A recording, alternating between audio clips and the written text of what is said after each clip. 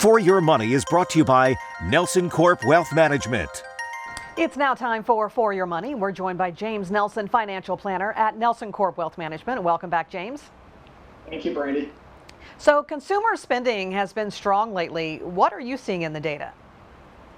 Yeah, consumer spending is always important to watch because it makes up about 2/3 of the U.S. economy. What stands out to us right now is how much of that spending is coming from the top 10% earners.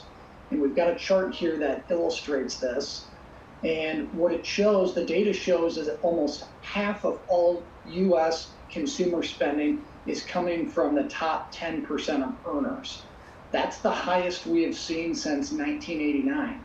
Now, if you look at the chart back in the 90s, the early 90s, the top 10% of earners only made up about 1/3. So we went from 1/3 to 2/3, and that's a pretty big margin.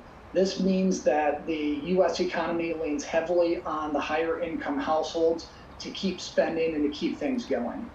Okay, so what would you say is the main takeaway for viewers?